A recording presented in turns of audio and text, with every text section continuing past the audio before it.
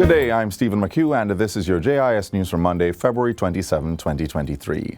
A two-story building to house the new Christiana Tax Office is scheduled to be completed within 18 to 24 months. Ground was broken on Thursday by Finance Minister Dr. Nigel Clark. $670.7 million has been set aside in the ministry's capital budget to carry out the project. It is part of a series of upgrades to the offices of Tax Administration Jamaica, TAJ, across the island. Minister Clark says several of the TAJ offices have outgrown their usefulness and are no longer able to provide the level of service and efficiency taxpayers need. We are on a mission to improve the quality of services in the public sector in general and in the tax administration, Jamaica in particular.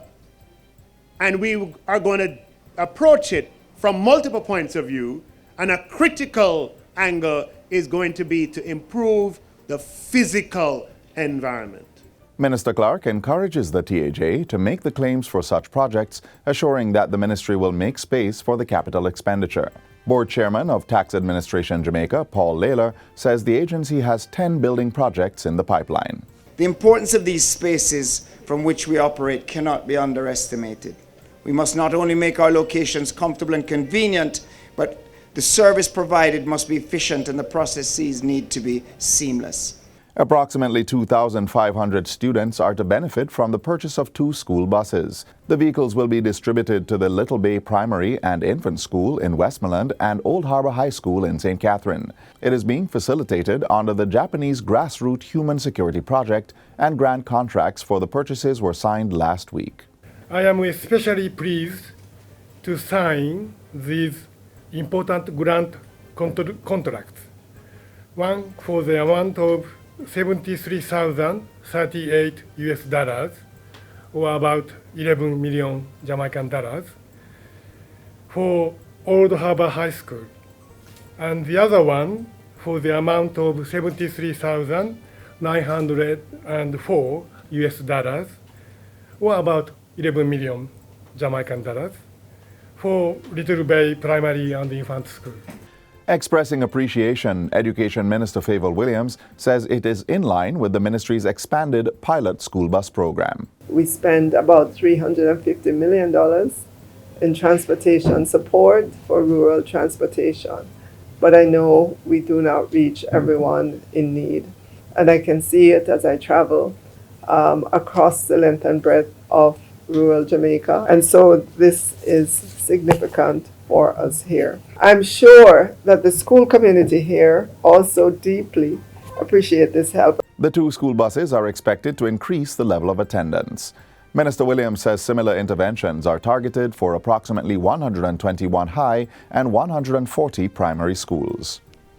The Ministry of Education will continue the build-out of additional classrooms to alleviate the shift system and overcrowding in secondary schools. Over $305 million will be spent under the Education Transformation Program in the new financial year. This year's capital budget will fund the start of construction on the 3rd and 4th form blocks and auditorium at Mount St. Joseph High School. Construction of the administrative block is also scheduled for completion. So far, work on the 5th and 6th form blocks have already been completed under the project. Members of the first Young Women in Leadership Parliament are calling on the government to implement a national action plan to prioritize gender equality and women's economic empowerment. The session held last Thursday had members representing all 63 constituencies. They also made recommendations for the development of programs in the educational sector to provide greater access to information and training in high-demand and emerging fields. These include areas such as digital innovation, information technology, and the care economy. Representing the St. Ann Northeastern constituency, Danielle Jordan Bailey argues that gender equality must be given serious consideration to achieve the human and economic development mandate of Jamaica. When we think of women's economic empowerment, we must consider that women's economic empowerment is a prerequisite for sustainable development. Women's economic empowerment is a right. And women's economic empowerment requires long-term, collaborative, and multi-sectoral commitment and approach from all stakeholders. The all-female parliament also recommended advancement of the country's digital transformation through policy, plans, projects, and programs that improve digital connectivity, affordability, accessibility, availability, and literacy. Female members of Parliament commended the young women for their insightful proposals and implored them to become future contributors to Jamaica's continued development in the political arena. Make today become the first day of the rest of your lives as you move forward to become leaders. You have started that journey today. You're leaders in your own right. And in future, I will have the pleasure, I'm sure, of seeing some of you sitting in this house. Ladies, you all did us proud. It was a pleasure to get a sense of your appreciation of something that needed to be said to Jamaica and Jamaicans, that gender equity is not just about us as women wanting to forge ahead and holding anybody back.